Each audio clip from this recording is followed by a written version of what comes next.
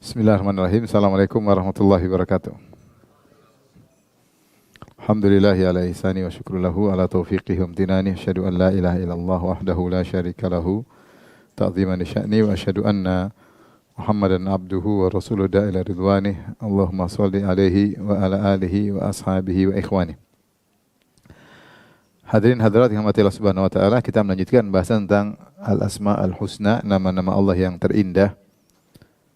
Sebagai salah satu bentuk peribadatan kita kepada Allah, Allah berfirman, "Walillahil asmaul husna fad'uuhu biha."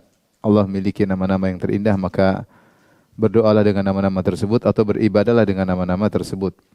Di antara bentuk beribadah kepada Allah dengan nama-nama tersebut adalah kita memahami kandungan maknanya dan kita yakini kandungan maknanya. Itu di antara beribadah kepada dengan nama-nama Allah, mengerti, memahami dan meyakini kandungan maknanya, kemudian melaksanakan konsekuensi dari kandungan makna nama-nama Allah tersebut. Dan pada kesempatan kali ini kita akan bahas nama Allah Al-A'la atau Al-Ali, Al-Muta'ali. Ya, ada 3 nama yang miripnya, maknanya mirip, Al-A'la, Al-Aliyu, Al-Muta'ali. Al-Muta'ali.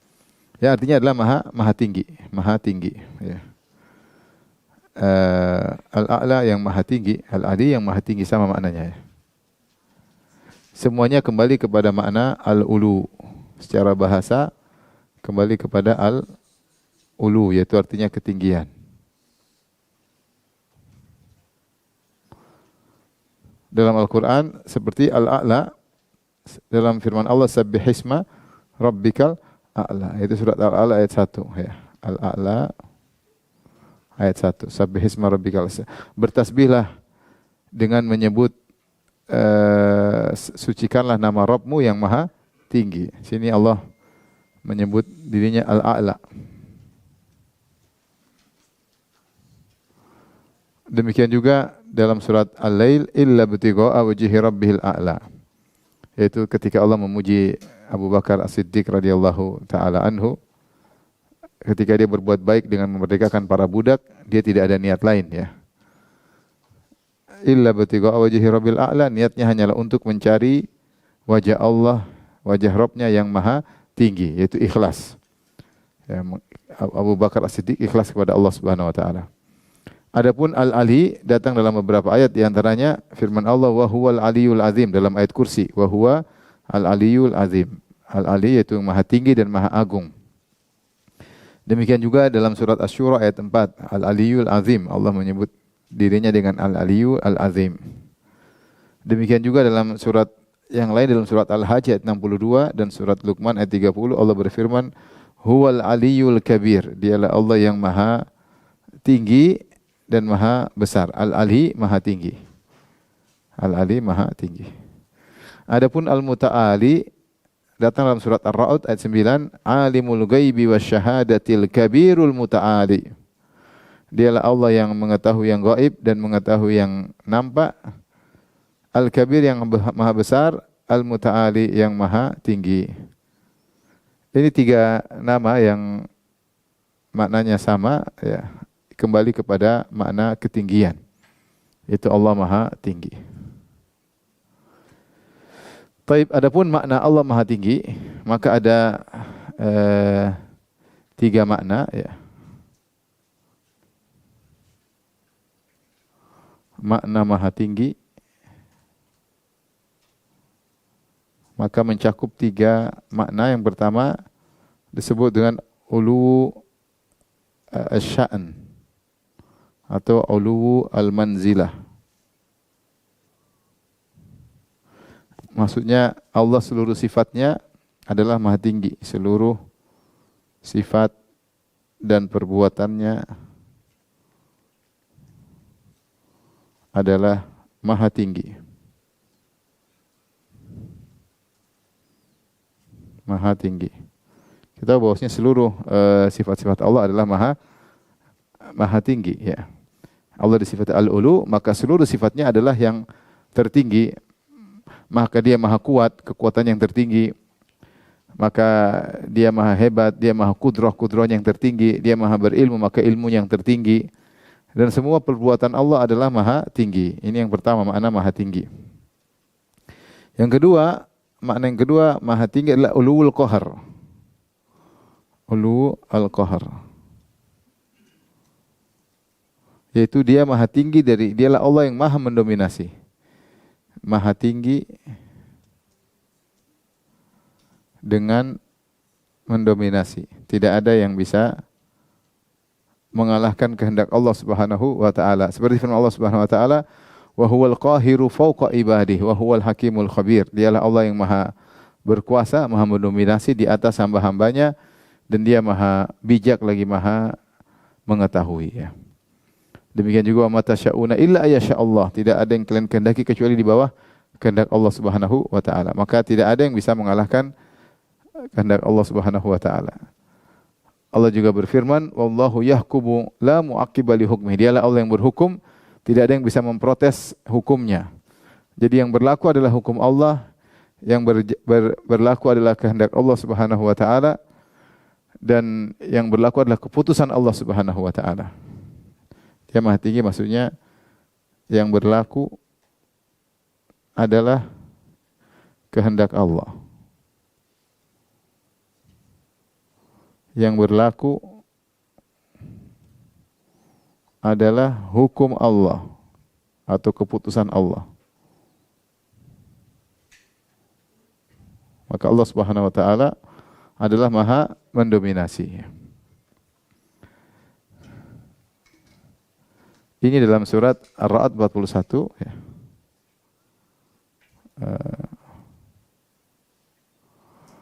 Wallahu yahkumu la mu'aqqiba li hukmih. Kata Allah, dialah Allah yang menghukum, tidak ada yang bisa protes terhadap keputusannya. Wa ma tasyauna illa yasha Allah rabbul alamin. Surat Al-Insan ayat 30. Kata Allah, wa ma tasyauna illa yasha Allah. Innallaha kana aliman hakima. Demikian juga dalam surat At-Takwir. Tidak ada yang kalian kehendaki kecuali sesuai kehendak Allah Subhanahu wa taala. Semua yang terjadi pun dengan izin Allah Subhanahu wa taala. Ma asaba min musibatin illa bi idznillah. Semua yang terjadi dengan izin Allah.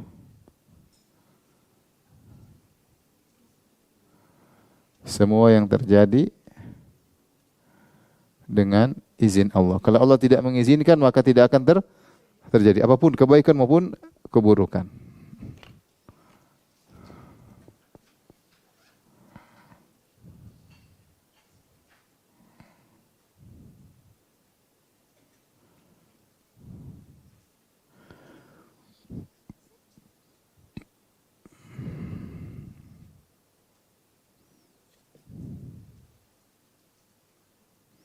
Seperti musibah, ma asaba musibah illa bi idznillah, dalam surat At-Taghabun ayat 64 ayat 11. Jadi semua yang terjadi dengan izin Allah. Oleh karenanya Allah adalah uluwul qahar, yaitu dia maha tinggi di mana dia yang mendominasi. Dua sifat ini, uluwul sya'an atau uluwul manzilah, seluruh sifat perbuatannya adalah maha tinggi. Demikian juga uluwul qahar ini disepakati oleh seluruh umat Islam, baik ahlu sunnah maupun ahlul bidah. Tinggal satu yang jadi permasalahan adalah uluwuz zat, ketinggian zat. Ketinggian zat Allah di atas makhluknya.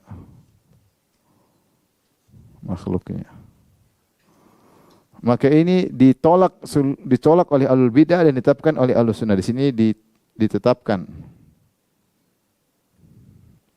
oleh ahlus sunnah dan ditolak oleh ahlul bidah.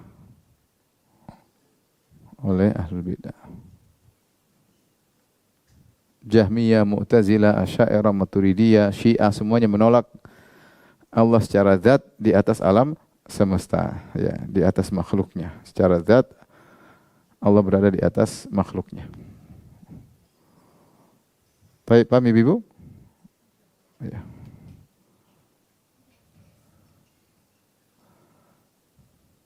Maka yang menolak diantaranya misalnya Jahmiyah, kemudian Mu'tazilah, kemudian Asy'ariyah, kemudian Maturidiyah, kemudian Syiah dan lain-lainnya. Itu ahlul bidah. Dan sebagian mereka menetapkan seperti Kullabiyah, seperti Asy'ariyah Mutaqaddimun menetapkan. Ini selain Ahlus Sunnah ada yang menetapkan juga di antaranya Kullabiyah, kemudian Asy'ariyah pendahulu Mutaqaddimun. Mereka menetapkan Allah di atas. Baik. Oleh karenanya pada kesempatan kali ini kita akan bahas di antara dalil-dalil bahwasanya Allah secara zat, Allah di atas seluruh makhluknya. Dan dalil-dalil tentang karena ini sangat banyak ya.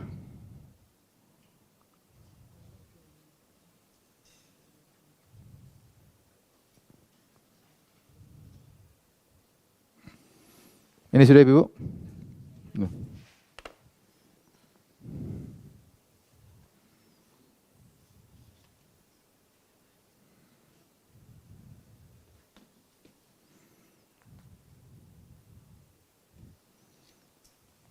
Sudah ya?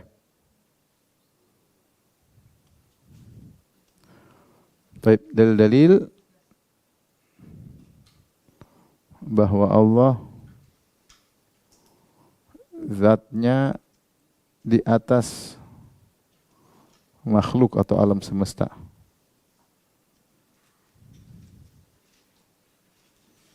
Baik, di antara dari Al-Quran. Ada satu Al-Quran, kemudian dua hadis, tiga adalah ijma, kesepakatan ulama,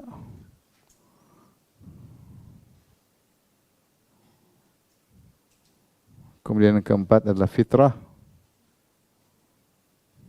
manusia, yang kelima adalah akal. Ini ada 5 dalil. Adapun Al-Quran, maka dalilnya sangat banyak ya. Seperti Allah berfirman tentang para malaikat,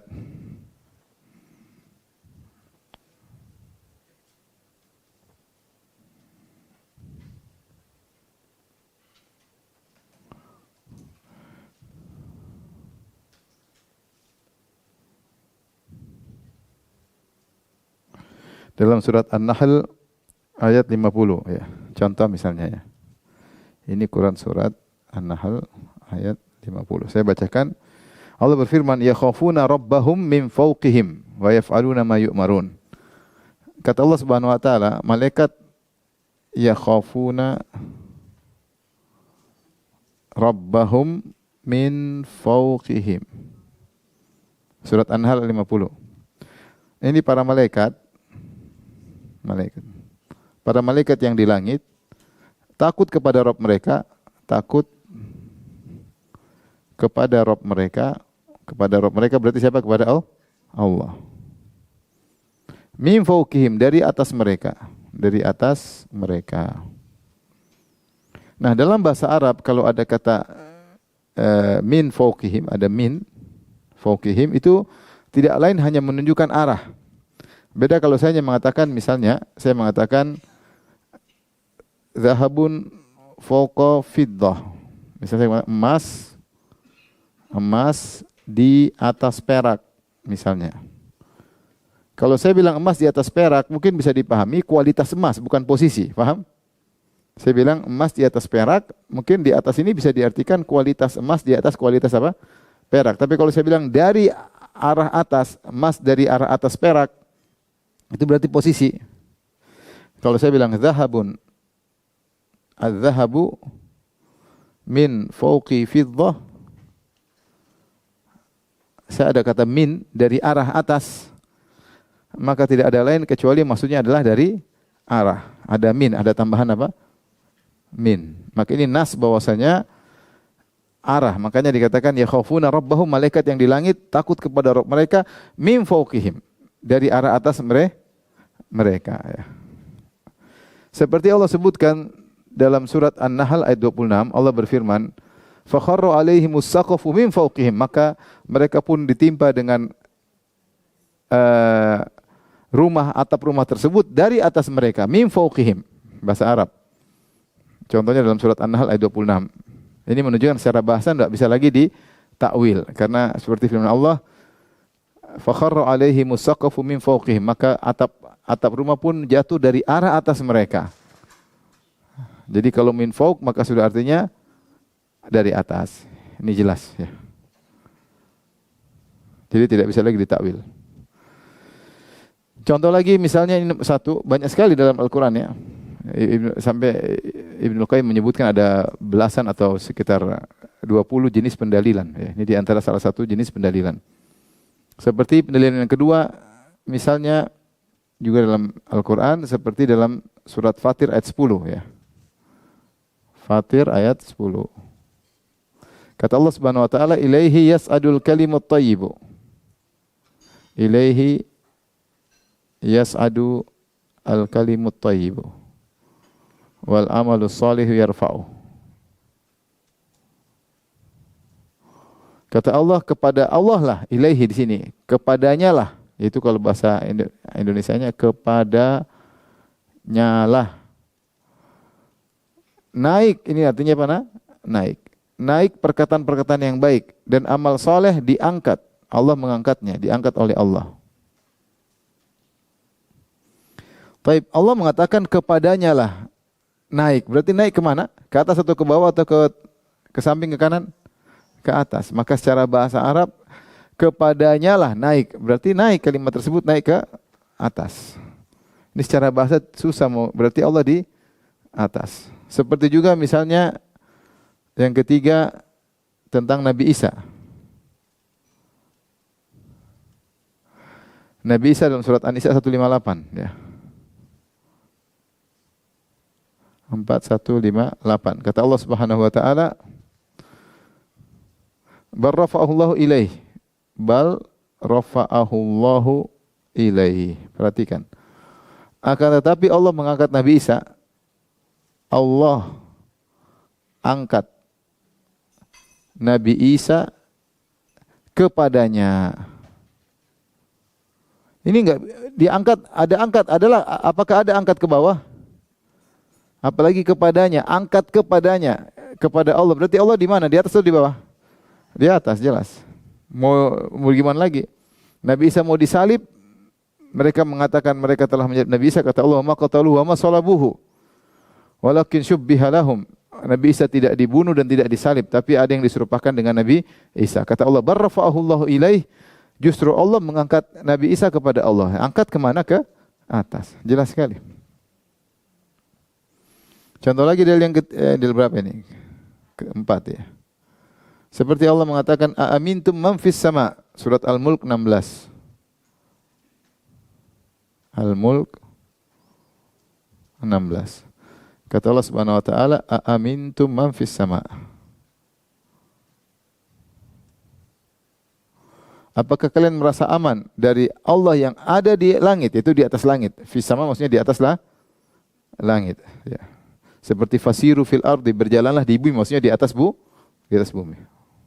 Allah yang bilang, apa kalian merasa aman dari Allah yang di atas langit? Itu kalian di atas bumi melakukan kemaksiatan, apa kalian merasa aman dari Allah di atas langit ya? Demikian juga surat Fatir yang kelima.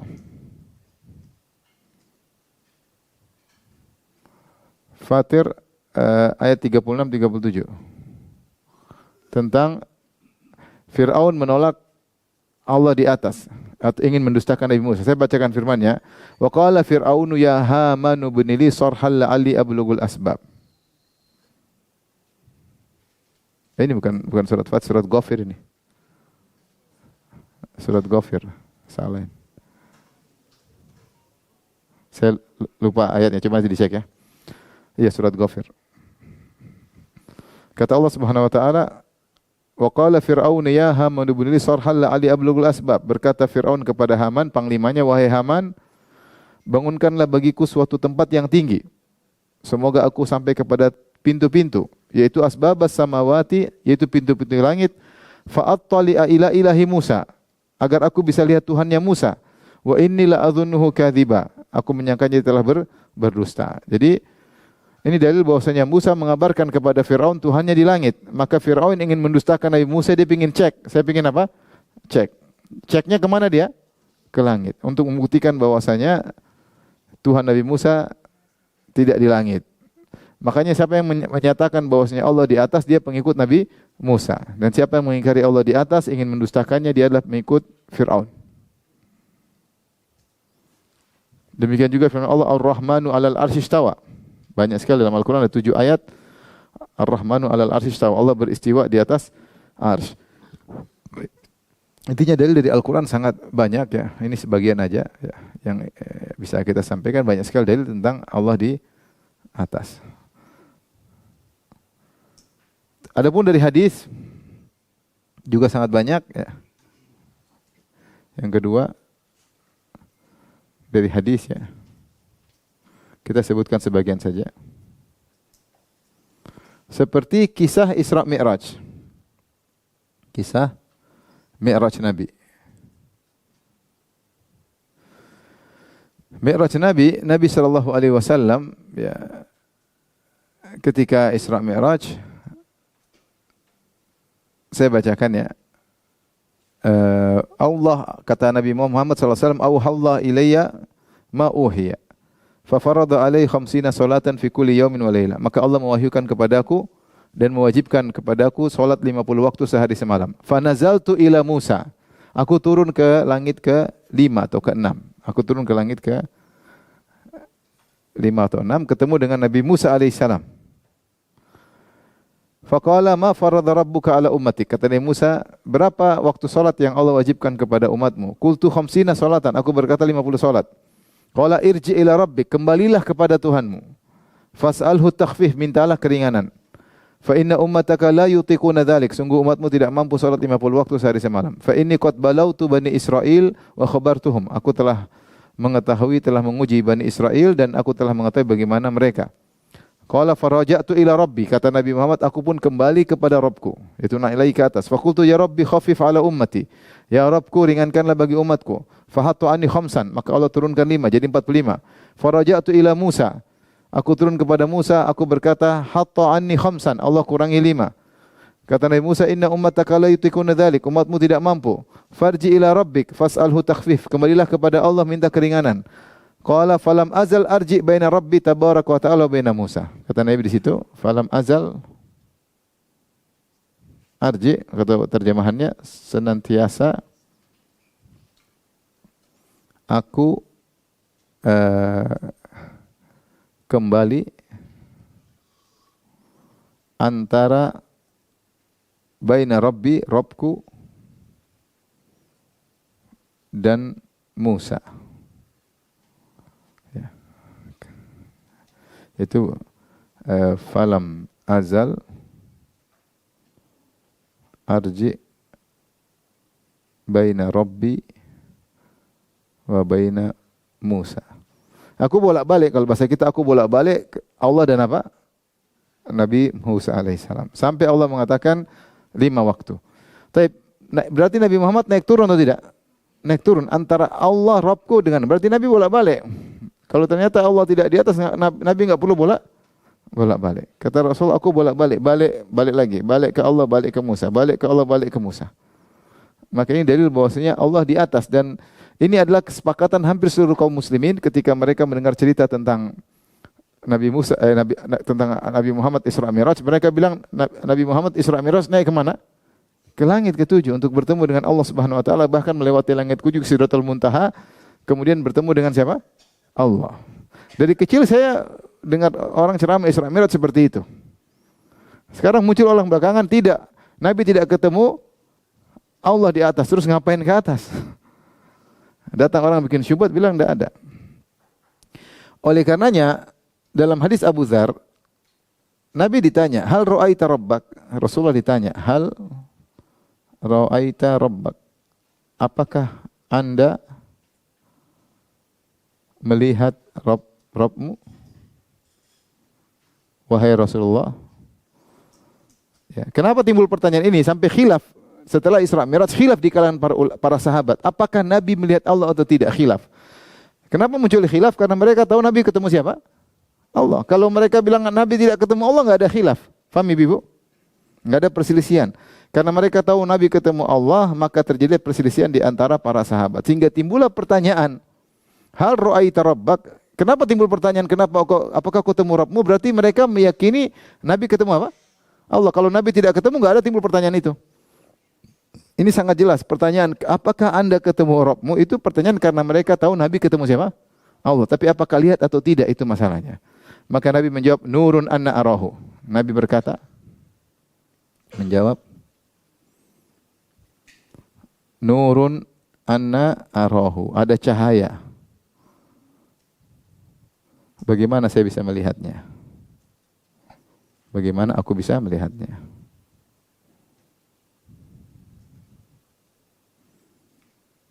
Tapi kalau Nabi tidak ketemu Allah, Nabi bilang, emang saya lihat Allah ke sana?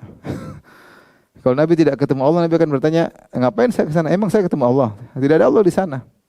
Tapi Nabi justru membenarkan pertanyaan tersebut. Nabi mengatakan ada cahaya sehingga menghalangiku untuk melihat siapa? Allah. Berarti Nabi memang ketemu siapa? Allah. Jelas sekali hadisnya. Makanya kalau ditakwil lagi udah repot lagi. Oh maksudnya begini, maksudnya. Kalau ini ditakwil terlalu banyak mau ditakwil. Tapi kita lanjutkan misalnya. Nabi menunjuk ke langit.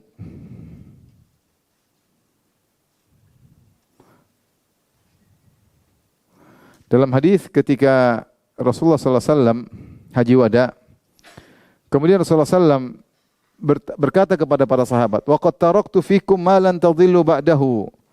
Ini tasamtu bihi. Sungguh aku telah meninggalkan bagi kalian yang kalau dengan berpegang tersebut, dengan apa yang aku tinggalkan tersebut, kalian tidak akan tersesat setelah sepeninggalku.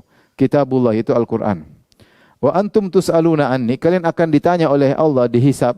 Dan Allah akan bertanya kepada kalian tentang aku. Famadza antum qailun? Kalau kalian ditanya tentang aku, apa jawaban kalian? Sahabat mengatakan ketika haji wada, nashhadu annaka qad ballagta wa addaita wa nasahta.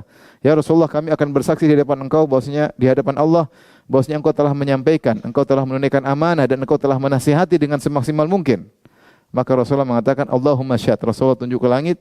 Rasulullah bilang, Allahumma syahad. Ya Allah, saksikan perkataan apa? Mereka. Ya Allah. Kalau ternyata Allah tidak di langit, Nabi bohong dong. Di depan Nabi ada 80.000 orang.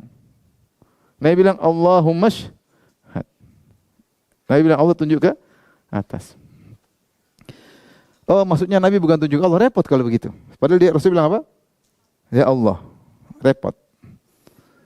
Kalau mau ditakwil repot.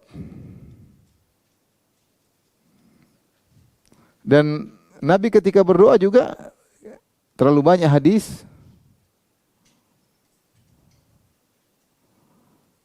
Nabi berdoa angkat tangan kemana? Ke arah langit. Banyak sekali.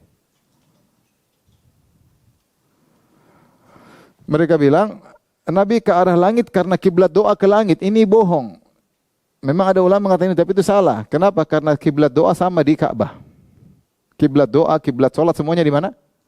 Ka'bah. Ketika melihat langit, ke arah langit karena mencari Allah Subhanahu Wa Taala. Maka dalam beberapa hadis dalam Sahih Bukhari, dalam kitab berdoa, ketika ada Rasul yang berdoa, maka Rasulullah pun mengarah ke arah Ka'bah, ke arah kiblat.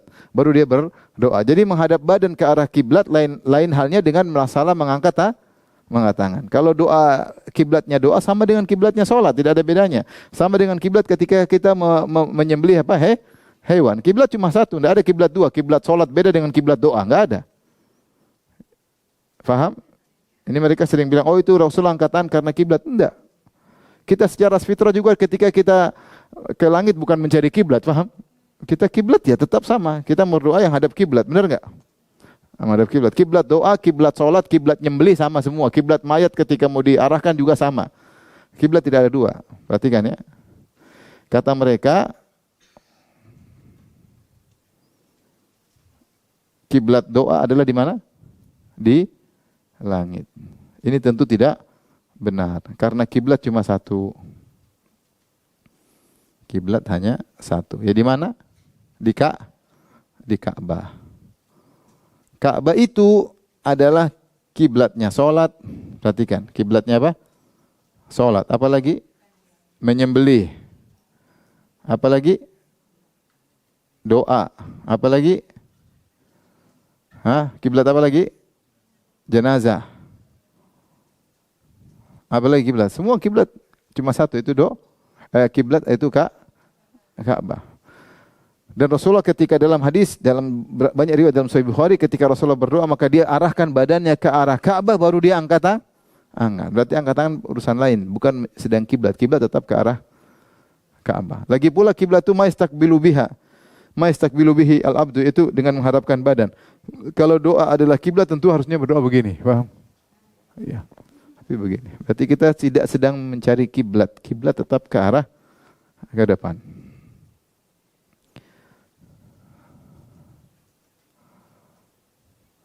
Kemudian juga dalam hadis banyak sekali ya.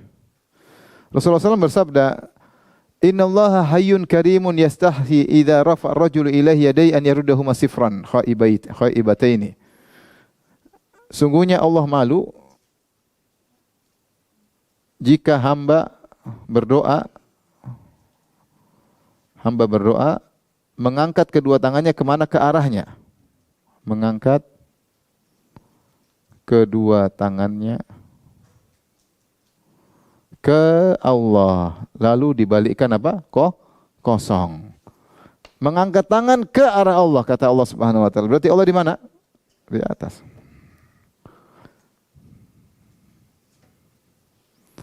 Tapi tentunya kalau kita bahas hadis juga terlalu banyak. Saya hanya kasih cuplikan-cuplikan saja, ya, dan ini sudah dibahas oleh para ulama. Bahkan Ibnu Qayyim mengatakan ada 2000 dalil menunjukkan Allah di atas, ya. Kalau ini mau ditakwil semuanya, jadilah ayat-ayat dan hadis-hadis rata-rata ditakwil. Karena Al-Quran turun dari atas, rahmat Allah turun dari atas, malaikat turun dari atas, malaikat laporan ke atas. Ini kalau semua ditakwil, banyak sekali ayat atau hadis harus ditakwil. Jadilah Al-Quran dan hadis adalah harus ditakwil semuanya. Ini dijelaskan oleh Ibnu Rushd, beliau bantah, beliau mengatakan kalau harus ditakwil maka terlalu banyak yang mau ditakwil. Tapi ini saya hanya sekedar sebagian. Baik, sudah Ibu? Kita lanjutkan. Di antaranya perkataan para sahabat.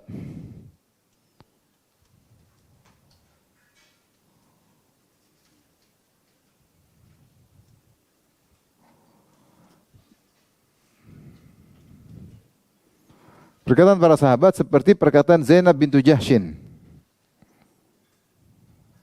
Hadis riwayat Bukhari, ya. Zainab bintu Jahshin. Siapa istri Nabi radhiyallahu taala an? Zainab bintu Jahsh. Allah menikahkan Zainab bintu Jahshin langsung dari langit, tanpa wali, tanpa apa-apa. Langsung Allah yang mau nikahkan Nabi kepada Zainab. Seperti dalam surat Al-Ahzab ayat 37. Al-Ahzab ya, ayat 37, Al-Ahzab 33 ya. Ya. Kata Allah Subhanahu wa taala, "Falamma qada Zaidun minha wataran zawwajnakaha." Kata Allah, zawwajnakaha. Kami nikahkan engkau dengan Zainab, kata Allah.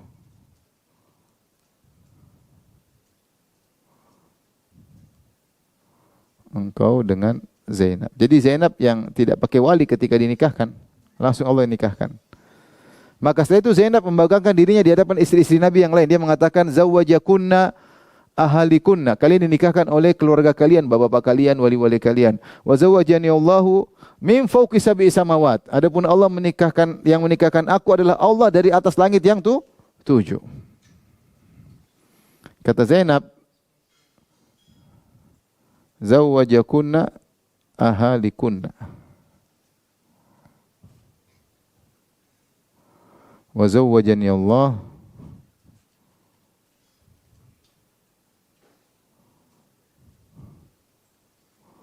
min fawqi sab'a samawat.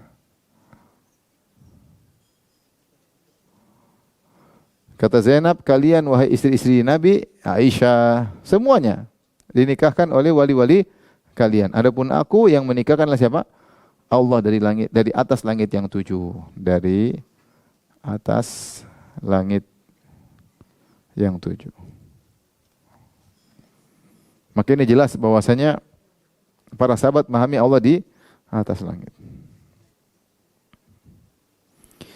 Taib, di antara dalil tentang hal ini tentang ijma.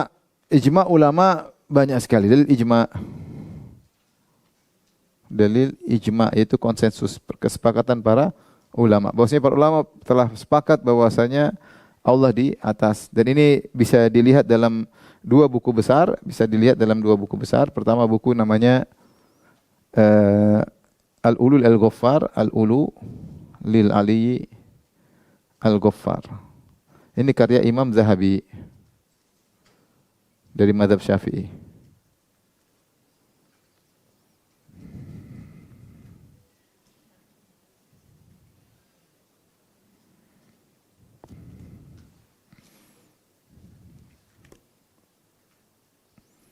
Demikian juga dalam buku Ijtima' Juyush al-Islamiyah. Ini beliau menukil ratusan ulama yang mengatakan Allah di atas. Ijtima' al-Juyush al-Islamiyah. Ini karangan Ibnul Qayyim. Iya, tapi bukunya Al-Ulu lil Ali Al-Ghaffar. Al-Ulu lil Al-Ghaffar. Maka kedua ulama ini mengumpulkan perkataan ulama yang mengatakan Allah di atas, sangat banyak, para salaf semuanya. Oleh karenanya kalau kita menolak Allah di atas berarti kita menyalahkan para salaf. Itu masalahnya. Seakan-akan para salaf tidak mengerti Allah di atas. Kita nyalakan Al-Quran, nyalakan hadis, nyalakan para salaf. Karena sebagian orang mengatakan, Ustadz, bukankah ulama sekarang ada yang mengingkari Allah di atas? Benar, seperti Ibnu Hajar mentakwil. Kita bilang Ibnu Hajar benar, dia mengingkari. Nawawi juga mengingkari. Tapi para salaf banyak. Kalau kita benarkan Nawawi, kita menyalahkan para salaf. Padahal kita disuruh mengikuti akidah para salaf. Nanti akan saya nukil. Tapi di sini adapun ulama yang menukil ijma bahwasanya Allah berada di atas, di antaranya banyak sekali. Ya. Saya tulis yang menukil ijma. Para ulama yang menukil ijma.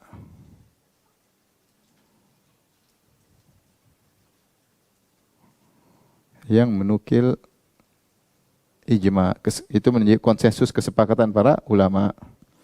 Di antaranya Al-Auza'i. Ya.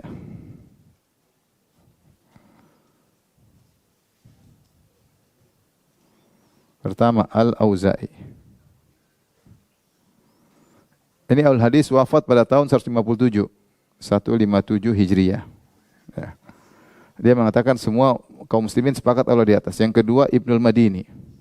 Ali Ibnul Madini, Ibnul Madini. Ini wafat pada tahun 234. Yang ketiga di antaranya Qutaibah bin Sa'id. Qutaibah bin Sa'id. Saya nukil dalam tesis saya. Ini wafat 240 Hijriah. Di antaranya Abu Zur'ah Ar-Razi. Abu Zur'ah Ar-Razi. Ini semua ahlul hadis yang wafat pada tahun 264 Hijriah. Dia nukil ijma ulama.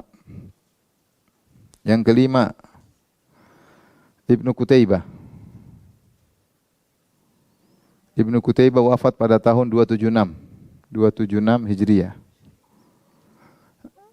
Abu Hatim Ar-Razi. Hatim Ar-Razi. Abu Hatim Ar-Razi pada tahun 277 Hijriah.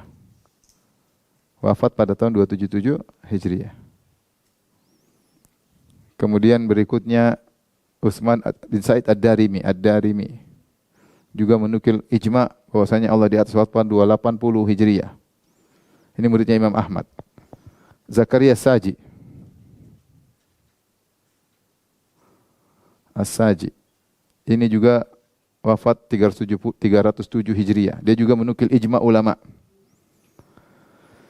Kemudian juga Abu Hasan Al-Asy'ari menukil juga ijma. Inilah yang menyedihkan. Mereka ngaku ikut Abu Hasan Al-Asy'ari padahal Abu Hasan Al-Asy'ari menukil bahwasanya Allah di atas.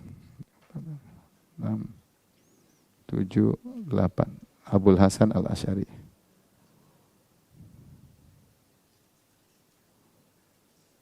Asy'ari dalam kitabnya Risalah ila Ali Thaghar wafat 324 Hijriah dalam kitabnya Risalah ila Ali Thaghar. Ya.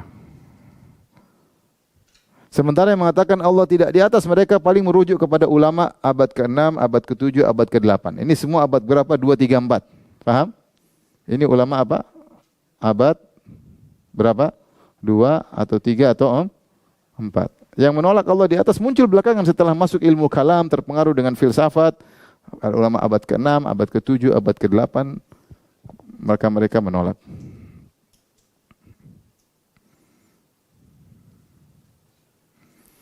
Dan di antara ulama-ulama yang menyatakan Allah di atas ini hanya menukil ijma.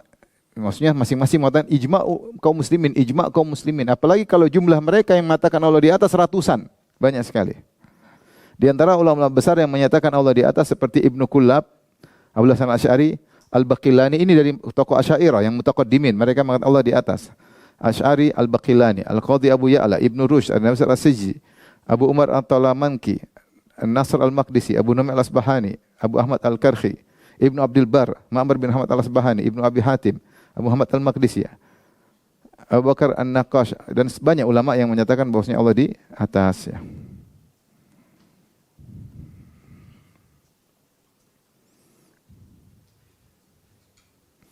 Baik. Kita lanjutkan sudah Ibu? Belum.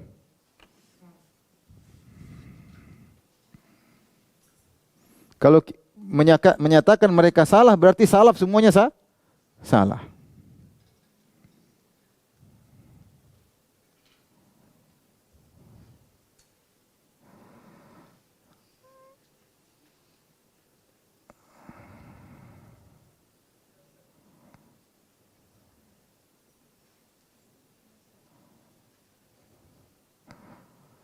Taib, Al-Qurtubi, ya, dalam Jami' Ahkamul Quran halaman 70 ini diakui juga bahwasanya salaf mengatakan Allah di atas, diakui oleh para ulama Asy'ariyah.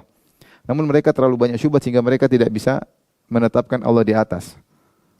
Seperti Al-Qurtubi dalam tafsirnya dia mengatakan, wa qad kana salaful awwal radhiyallahu anhum la yaquluna binafil jiha wa la yantiquna bidzalik. Adapun para salaf dahulu, ini padahal Al-Qurtubi menolak Allah di atas, tapi dia mengatakan para salaf dahulu mengatakan tidak ada yang menolak Allah di arah. Wala yantakuna bidzalik, tidak seorang pun berkata Allah tidak di arah, semua mengatakan Allah di atas. Bal nataqahum wal kafatu bi itsbatiha lillahi ta'ala. Bahkan mereka seluruhnya tanpa terkecuali mengatakan Allah di atas. Kama nataqa kitabuhu, sebagaimana diucapkan oleh sebagaimana disebut dalam Al-Qur'an. Wa akhbarat rusuluhu, dan para rasul juga telah menyatakan Allah di atas. Walam yungkir ahadun minas salafi salih annahu stawa ala arsy haqiqatan. Tidak seorang pun dari salaf mengingkari Allah di atas arsy secara hakikat. Dia juga ngakui. Semua salaf mengatakan Allah di atas, semua salaf mengatakan Allah di atas apa? Arsy. Wa khussal arsy bidzalik li annahu a'dhamu makhluqatihi. Dan arsy disebutkan secara spesifik karena arsy adalah makhluk yang paling besar. Wa inna ma jahilu kaifiyatal istiwa. Mereka yang tidak tahu hanyalah bagaimana cara istiwa Allah. Karena itu tidak ada yang tahu. Tidak tahu zat Allah, maka tidak tahu bagaimana istiwanya. Tapi Allah di atas arsy. Fa innahu la tu'lamu haqiqatuhu. Adapun hakikat istiwa tidak ada yang tahu. Qala Malik rahimahullah, bahkan dia menukil perkataan Imam Malik. Al istiwa ma'lum. Istiwa kita ngerti maknanya, yaitu secara bahasa. Wal kaifu majhul. Bagaimananya enggak ada yang tahu. Wa su'alu an hadza bid'ah, bertanya tentang bagaimananya adalah bid'ah. Ini disebut Al-Qurtubi. Ibnu Arabi juga salah seorang tokoh Asy'ariyah. Dia juga mengakui, cuma dia tidak bisa ikut salaf. Dia mengatakan, wa ammal ladzina yaquluna anna al-yada hiya al-qudrah fahum ta'ifatun min ahli sunnah. Adapun yang mengatakan tangan ditafsirkan dengan qudrah, mereka adalah sekelompok ahli sunnah. Wa qala ta'ifatun annaha sifatun zaidah alal qudrah wal atharun ma'lumani indahum. Wa qala Malik, adapun Imam Malik dia berkata annahu lam yata'awwal. Imam Malik tidak pernah menta'wil sifat-sifat tersebut. Wal madhhabu Malikin rahimahullah, dan Imam Malik berkata anna kull haditsin minha ma'lumul makna. Semua yang disebut dalam hadis diketahui maknanya. Lidzalika qala alladzi sa'alahu, oleh karena Imam Malik ketika ditanya tentang istiwa dia berkata al istiwa'u ma'lum, istiwa diketahui, wal kaifiyatu apa? Majhul, yang tidak diketahui bagaimana caranya. Jadi Ibnu Arabi juga atau Imam Malik menetapkan Allah beristiwa di atas arsy. Al-Ghazali dalam kitabnya Faisal At-Tafriqah Bainal Islam wa Zanadiqah, beliau juga menyebutkan bahwasanya para salaf semuanya menyatakan Allah di atas. Beliau berkata, Lakin inda hadha yaqulul Hambali itsbatul fawq lillahi ta'ala masyhurun inda salaf. Wa lam yadhkur ahadun minhum anna khaliqal alam laisa muttasilan bil alam wala munfasilan wala dakhilan wala kharijan. Tetapi Hambali berkata bahwasanya menetapkan Allah di atas adalah masyhur di kalangan para salaf. Tidak seorang pun dari mereka mengatakan Allah pencipta Allah Subhanahu wa taala tidak bersambung dengan alam atau tidak terpisah dari alam, tidak dalam alam di luar. Tidak ada yang mengatakan demikian. Mereka semua mengatakan Allah berada di atas. Jadi maksudnya mereka mengakui bahwasanya Allah di atas, cuma mereka terkena syubhat sehingga mereka tetap menolak Allah di atas. Baik, berikutnya dalil fitrah. Dalil fitrah.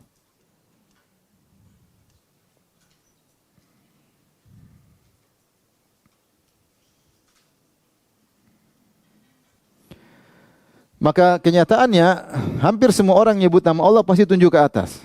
Hampir seluruh orang, hampir semua yang menyebut nama Allah menunjuk kemana? Ke atas. Atau melirik ke atas. Atau melirik kemana? Melihat ke atas. Mereka kalau para, ya Allah. Mereka gitu apa?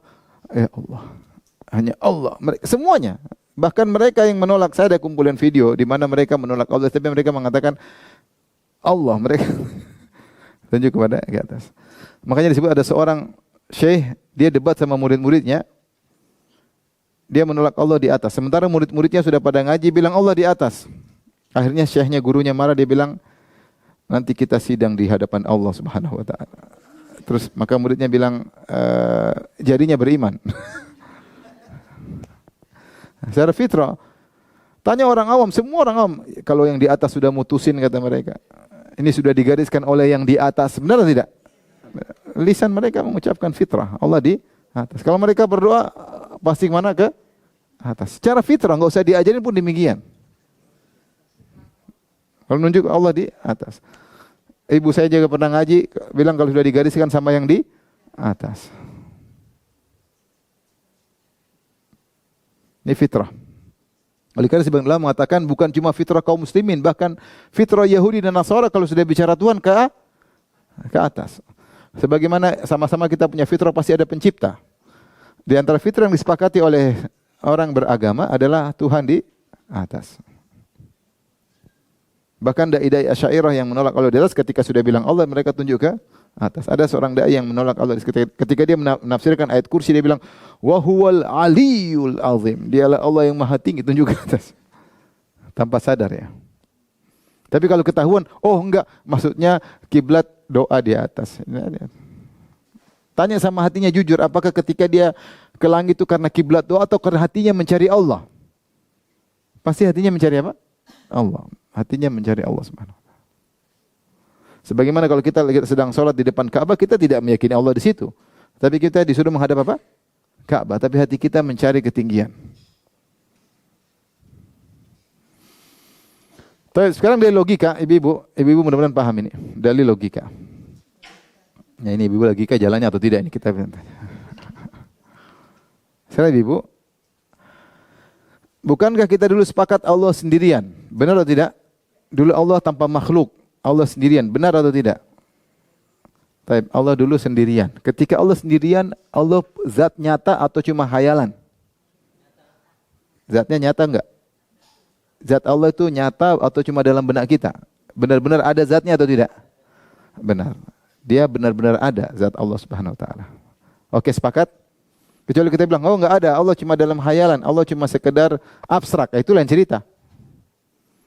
Tapi Allah itu zatnya real atau abstrak? Real. Sepakat? Sepakat. Setelah itu Allah menciptakan makhluk. Makhluk dari tidak ada menjadi apa? Ada. Ketika Allah menciptakan makhluk, berarti makhluk punya zat atau tidak? Punya. Zat itu ketika Allah ciptakan, di luar zat Allah atau dalam zat Allah?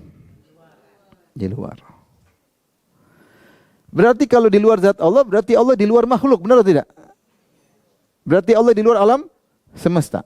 Karena makhluk alam semesta. Kalau Allah di luar alam semesta, berarti Allah di maha tinggi. Paham? Logika sederhana. Makanya Allah mengatakan wal ardu jami'an qabdatu, pada hari kiamat kelak bumi dalam genggaman Allah, mudah. Was samawati matwiyatun biyamini, langit dilipat tangankan Allah, mudah bagi Allah. Allah di luar alam semesta, Allah genggam alam semesta, sangat mudah. Saya ulangi lagi. Dulu Allah sendirian atau tidak? Sendirian. Zatnya real atau abstrak? Konkret atau abstrak? Konkret. Setelah itu Allah ciptakan zat makhluk. Zat makhluk konkret atau abstrak? Konkret. Ada juga. Berarti dibandingkan zat makhluk dengan zat Allah, berarti zat makhluk di luar zat Allah atau zat makhluk dalam zat Allah? Di luar. Kalau ibu-ibu bilang zat makhluk di luar zat Allah, berarti zat Allah di luar zat makhluk, benar gak? Ada bedanya? Gak ada bedanya, sama. Zat makhluk di luar zat Allah, berarti zat Allah di luar zat makhluk. Kalau zat Allah di luar zat makhluk, berarti Allah di luar alam semesta. Selesai, berarti Allah di atas. Benar atau tidak? Selesai. Kenapa tidak masuk akal? Sangat masuk akal. Asy'ariyah mengatakan tidak boleh bilang Allah di luar makhluk, tidak boleh juga dalam makhluk. Berarti Allah tidak ada kalau begitu. Kecuali zat Allah bukan real tapi abstrak, baru kita bilang Allah tidak di luar makhluk dan juga tidak dalam makhluk. Kita tanya sama Asy'ariyah, kita ulangi lagi, kita tanya sama dia. Wahai Asy'ari, Allah dulu zatnya ada atau tidak sebelum ada makhluk? Dia bilang ada, real atau abstrak? Nah, kalau dia bilang abstrak, selesai. Abstrak berarti Allah nggak ada dong. Kalau dia bilang real, zat makhluk real, pasti ada di luar atau di dalam, ya enggak? Kalau dia bilang zat Allah real, zat makhluk real, tapi zat Allah tidak di luar zat makhluk, tidak di dalam. Nah, ini berarti tidak ada dong. Entah zat makhluknya enggak ada, entah zat Allahnya tidak ada. Tapi kalau sama-sama real, sama-sama ada, berarti zat Allah di luar zat makhluk. Zat Allah di luar zat makhluk berarti di luar alam semesta. Alam semesta berarti Allah di atas. Benar atau tidak? Sederhana, logika sederhana. Justru kalau kita bilang Allah tidak di atas, tidak di bawah, tidak di luar, tidak di dalam, justru tidak ada.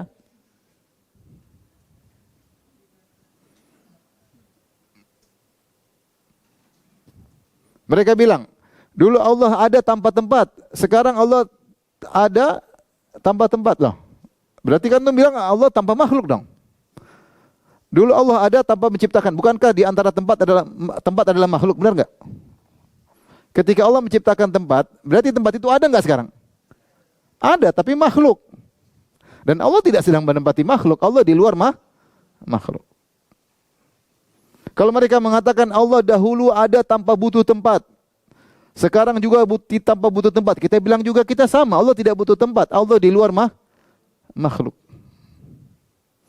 Di atas langit bukan berarti Allah ada langit besar kemudian Allah duduk, enggak. Allah di luar langit. Makanya Ar-Razi ketika dia menolak Allah di atas, dia menggunakan logika. Dia mengatakan kalau Allah di atas, berarti Allah butuh kepada arsy. Berarti Allah lebih kecil daripada arsy. Kalau arsy jatuh, berarti Allah ikut jatuh. Ini semua logika tidak benar. Karena tidak semua yang di atas lebih kecil daripada yang di bawah. Saya sering sampaikan ini. Lihatlah bumi dengan langit. Mana yang di atas, langit atau bumi? Langit. Langit lebih besar atau bumi lebih besar? Langit. Apakah langit butuh bumi? Tidak. Berarti tidak semua yang di atas butuh kepada yang di bawah. Tidak semua yang di atas lebih kecil daripada yang di bawah. Tidak semua yang di atas menempeli yang di bawah. Enggak ada kelaziman. Bagaimana lagi antara Allah dengan arsy? Tentu kita enggak bisa bayangin karena Allah Subhanahu wa taala tidak seperti makhluk. Tetapi keyakinan Ahlus Sunnah, Al-Qur'an berbicara, hadis berbicara, Nabi tunjuk ke atas, Nabi ke atas Sidratul Muntaha ketemu Allah. Nabi berdoa ke arah langit, para sahabat semua mengatakan demikian, para salaf mengatakan Allah di atas, tiba-tiba ada orang di belakang pakai logikanya mengatakan Allah tidak di atas. Kita bilang ulama tapi salah. Karena kalau kita benarkan ulama ini, kita salahkan semua salaf. Kalau salaf semua salah, repot kita mau ikut agama dengan siapa? Al-Quran salah, ternyata hadis salah, ternyata salaf juga salah, terus mau ikut siapa kita beragama? Mending mana kita salahkan ulama belakangan atau nyalakan para salaf? Belakangan, dan ulama yang salaf yang lebih logis. Yang belakangan yang tidak logis. Dari sisi logis tidak logis. Allah tidak di luar alam, tidak dalam alam, ya tidak ada berarti. Dari sisi dalil lebih kuat ulama salaf. Terus gimana? Mereka sampai nekat, siapa yang menunjuk Allah berarti kafir. Ada yang mengatakan demikian. Ngeri. Baik, konsekuensinya bukankah di antara kenikmatan penghuni surga bisa melihat Allah? Melihat di arah atau bukan? Di arah, sampai Nabi nyamakan, kalian akan melihat Allah seperti melihat rembulan. Kalian tidak berdesak-desakan, atau dalam riwayat kalian akan melihat Allah seperti lihat matahari. Bukan mataharinya seperti Allah, tapi cara melihatnya. Makanya Rasulullah mengatakan, la tudhamuna, kalian tidak berdesak-desakan karena arah yang dilihat ke atas. Kalau yang dilihat di depan berdesak-desakan. Nabi yang bilang seperti melihat rembulan, berarti melihatnya ke arah. Benar atau tidak? Kalau Allah tidak di arah, gimana cara melihat? Akhirnya Asy'ariyah bingung, kata mereka Allah bisa dilihat tapi tidak di depan mata. Terus gimana? Lihatnya pakai mata tapi tidak di depan mata. Terus ya bukan pakai mata dong, kalau lihat pakai hati ya. Intinya akhirnya banyak konsekuensi yang susah untuk. Malaikat lapor ke atas, lapor ke mana coba? Ya ta'aqabunu fikum malaikatum bilail malaikatum binar. Kata Allah, ada malaikat, kata Nabi ada malaikat sip-sipan, sip siang dan sip malam. Kemudian mereka lapor ke atas. Kalau Allah tidak ada, lapor ke mana? Repot. Nabi Isa diangkat oleh Allah ke Allah, angkat ke mana kalau Allah tidak di atas? Kata Allah, barrafa'ahullah ilai, Allah angkat Nabi Isa kepada Allah. Ternyata Allah tidak di atas, berarti Allah bohong dong. Ini ayat mau dikemanakan, mau diangkat kemana? Repot. Oleh karenanya yang lebih benar, lebih logis adalah sebagaimana zahir dari Al-Quran dan Sunnah, dan itulah akidah para sahabat, para salaf. Bahwasanya Allah di atas, maka Allah adalah maha tinggi, sifatnya maha tinggi, zatnya juga maha tinggi, dan kekuasaannya maha tinggi. Itulah sifat al-ulu. Makanya ketika kita sujud, kita bilang subhana rabbiyal a'la. Kita merendahkan diri kita sambil kita mengatakan maha suci Allah yang maha tinggi dari segala sisi. Allah maha tinggi. Wallahu ta'ala a'lam bisawab. Inilah sifat al-ulu. Bahwasanya Ahlussunnah meyakini bahwasanya Allah maha tinggi secara zat, secara kekuasaan, dan juga secara sifat-sifat Allah maha tinggi. Demikian saja kajian kita. Wabillahi taufiq. Assalamualaikum warahmatullahi wabarakatuh.